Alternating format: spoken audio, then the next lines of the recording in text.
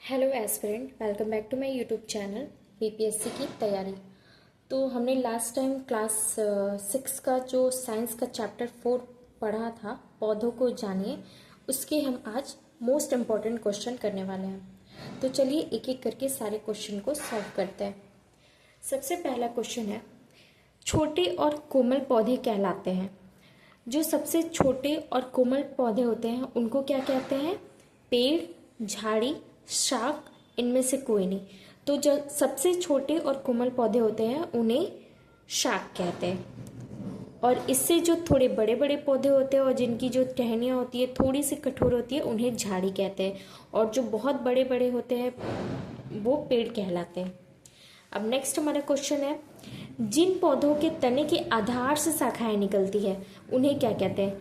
तने के आधार, जैसे ये मान लीजिए ये ऐसे जड़ है, ठीक है, और फिर यहाँ से ऐसे तना निकल रहा है, तने के आधार से ही यहाँ पे शाखाएं निकलने लगती है, तो उन्हें क्या कहते हैं? उन्हें झाड़ी कहते हैं। खेतों में पौधों के साथ उगने वाले अनचाहे पौधों को क्या कहते हैं? जो ऐसे खेत में जितने भी अनाज उगाए जाते हैं उनमें छोटे छोटे ऐसे कुछ पौधे उग जाते हैं, उसे ही खरपतवार कहते हैं। खरपतवार। पौधों में वाष्पोत्सर्जन का कार्य किया जाता है। वाष्पोत्सर्जन का जो कार्य है वो किसके द्वारा किया जाता है? तने के द्वारा, जड़ों के द्वारा, पत्तों के द्वारा या फूलों के द्वारा? तो इसका आंसर होगा पत्तों के द्वारा। पत्ते में जो छोटे छोटे छिद्र पाए जाते हैं उसे रंध्र कहते हैं, और उसी रंध्र के द्वारा जो पानी होता है वो वाष्प बन के उड़ जाता है, उसे ही वाष्पोत्सर्जन की क्रिया कहा जाता है। नेक्स्ट क्वेश्चन इज, पत्तों का भाग जो टहनी से जुड़ा होता है क्या कहलाता है? पत्तों का भाग, जैसे ये मान लीजिए टहनी है और ये ऐसे एक पत्ता है, तो इसका ये जो भाग है ये टहनी से जुड़ा, इसे क्या कहते हैं? इसे हम पर्णवृंत कहते हैं।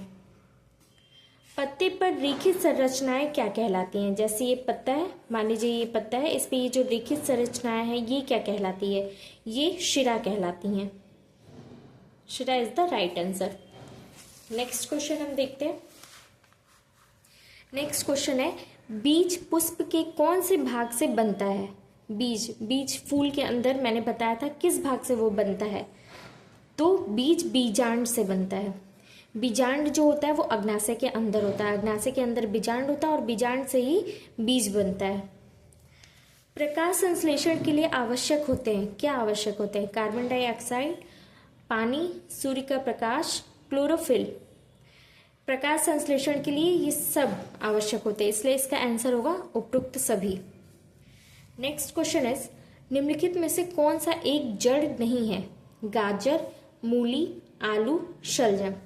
गाजर जड़ है, मूली जड़ है, शलजम भी जड़ है, लेकिन आलू क्या है? तना है, तो ये जड़ नहीं है। यहाँ क्वेश्चन ने पूछा है क्या जड़ नहीं है, तो इसका आंसर होगा आलू। आलू जड़ नहीं है, आलू तना है। किसका संश्लेषण पौधों द्वारा सूर्य के प्रकाश में होता है?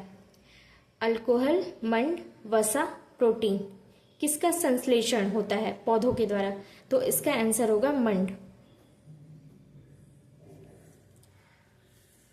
नेक्स्ट क्वेश्चन इज, पौधों का भूमिगत भाग जो जल का आदान प्रदान करता है, पौधे में ऐसा कौन सा भाग है जो जल का आदान प्रदान करता है? तो इसका आंसर होगा जड़।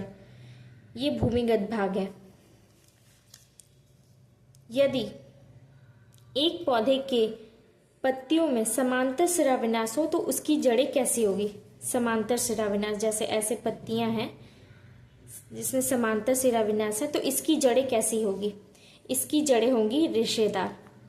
मैंने आप लोगों को बताया था कि जिसमें समांतर शिराविन्यास होता है उसकी रेशेदार जड़ें होती है, और जिसमें रेटिकुलेट ऐसे होता है, मतलब इसे क्या बोलते हैं? जालीदार शिराविन्यास होता है, तो उसकी मूसला जड़ होती है। मूसला जड़ कैसे? एक मेन ऐसे जड़ आती है, फिर उसमें से छोटी छोटी छोटी पार्श्व जड़ें निकलती हैं, तो ये इसका आंसर होगा। आपको यहाँ पे क्वेश्चन में ये भी पूछ सकता है कि एक पौधे जिसकी पत्तियों में जालीदार शिराविन्यास है उसकी जड़ें कैसी होगी, तो उसकी जड़ें मूसला जड़ें होंगी।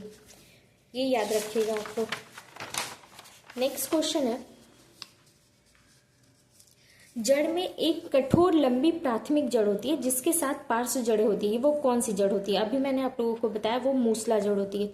मूसला जो होती है वो एक मेन जड़ होती है और उसी में से ऐसे छोटी छोटी जड़ें निकलती है, उसे पार्श्व जड़ कहते हैं, पार्श्व जड़। नेक्स्ट क्वेश्चन इज फूल के बाह्य दल का रंग और आकार कैसा होता है? फूल जैसे ऐसे फूल है, फूल का जो बाह्य दल होता है, बाह्य दल मतलब जो उसके ऊपर उसको ऐसे घेर के रखता है, मान लीजिए ये फूल है, इसके ऊपर जो ऐसे रहता है, तो उसका आकार कैसा होता है? तो उसका आकार होता है तना, छोटी हरी पत्ती, जड़, इनमें से कोई नहीं। उसका छोटी हरी पत्ती की तरह आकार होता है, जैसे आपने एक कली देखा होगा, कली के ऊपर ऐसे देखा होगा आपने, बाह्य दल जो होता है वो एक छोटी हरी पत्ती के आकार का होता है। विसर्पी लता का उदाहरण क्या है? विसर्पी लता क्या होती है? जो ऐसे जमीन पे ऐसे फैले रहती है। अंगूर का बेल, पुदीना, मूली, कद्दू की बेल। पुदीना तो लता नहीं है, मूली भी लता नहीं है, अंगूर की बेल लता है, लेकिन ये आरोही लता है। जो इसका आंसर होगा वो कद्दू की बेल। कद्दू का क्या होता है? लता नीचे ऐसे ऐसे जमीन पे फैला रहता है और उसी में से बड़े बड़े कद्दू होते हैं जमीन पे ही। परागकण किसके द्वारा पैदा होते हैं? परागकण पुंकेसर के द्वारा पैदा होते हैं। घास के पत्तों में कौन सी शिरा विन्यास होती है? घास के पत्ते ऐसे होते हैं, इसमें समांतर शिरा विन्यास होती है। जल की बूंदें पत्तियों से जलवाष्प के रूप में निकलती है, इस क्रिया को क्या कहते हैं? इस क्रिया को वाष्पोत्सर्जन कहते हैं।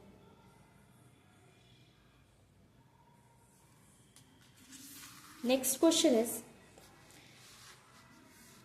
जड़ें मिट्टी से क्या अवशोषित करती हैं? पानी और खनिज, गैस, कार्बन डाइऑक्साइड, कोई नहीं। तो जड़ जो होती है वो मिट्टी से पानी और खनिज को अवशोषित करती है। शाकीय पौधा कौन सा नहीं है? शाकीय पौधा पुदीना, धनिया, आलू, गुलाब। तो जो पुदीना है वो शाकीय है, धानी भी शाकीय पौधा है, आलू भी शाकीय पौधा, जो गुलाब है वो झाड़ में आ जाता है, मतलब कि झाड़ी में आ जाता है। गुलाब शाकीय पौधा नहीं है। पत्तियों के शिराओं का प्रतिरूप क्या कहलाता है? पत्तियों के शिराओं का प्रतिरूप शिरा विन्यास कहलाता है। Third answer is right. इनमें से कौन सा रेशेदार जड़ वाला है? सरसों, गुलाब, नीम, मक्का। रेशेदार जड़ें किस में होती हैं? जिसकी समांतर पत्तियां, समांतर शिरा विन्यास वाली पत्तियां होती है। तो समांतर शिरा विन्यास वाली पत्तियां इनमें से किसकी है? मक्का की। तो मक्का जो होगा उसकी रेशेदार जड़ होगी। वे पौधे जो जमीन पर रेंगते हैं और फैलते हैं वे क्या कहलाते हैं? विसर्पी लता। आरोही तो ऊपर ऐसे झाड़ियों पे चढ़ जाते हैं। किस फूल में जनन के दोनों भाग में से एक भाग पाया जाता है? किस फूल में से? सरसों, मटर, पपीता और चना। जनन का एक भाग सिर्फ पपीता में पाया जाता है।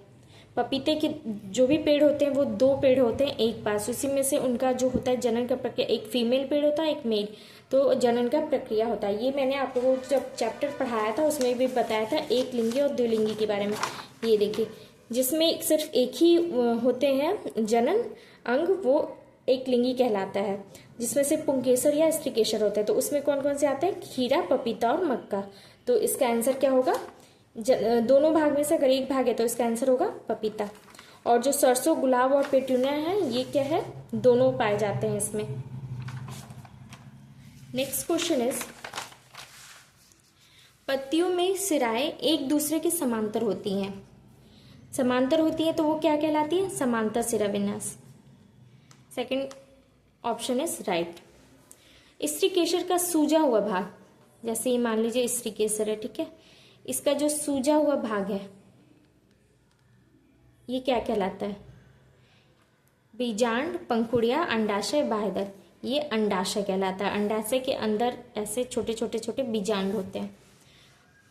फल का नर प्रजनन भाग है, नर प्रजनन भाग पुंकेसर है और स्त्री प्रजनन भाग स्त्रीकेसर है। स्त्रीकेसर के भागों का सही समूह: अंडाशय तंतु, तंतु फिलामेंट, वर्तिकाग्र, वर्तिका अंडाशय, फिलामेंट परागकोश। तो जो स्त्रीकेसर का सही भाग है, मतलब सही समूह है, वो है वर्तिकाग्र, वर्तिका और अंडाशय। समांतर शिरा विन्यास नहीं पाया जाता है किसमें? गन्ना में, पीपल में, मक्का में, गेहूं में। तो नहीं पाया जाता है। गन्ना में पाया जाता है, मक्का में भी पाया जाता है, गेहूं में भी पाया जाता है, लेकिन पीपल में नहीं पाया जाता। पीपल का पत्ता आपने देखा होगा, उसमें ऐसे शिरा विन्यास होती है। तो इसका आंसर है पीपल। तो ये थे कुछ मोस्ट इम्पॉर्टेंट क्वेश्चन पौधों को जानने वाले चैप्टर से। अब नेक्स्ट हम करेंगे 5th चैप्टर, शरीर में गति। तो आप लोग को अगर मेरी वीडियो पसंद आती है तो please like share and subscribe. Thank you.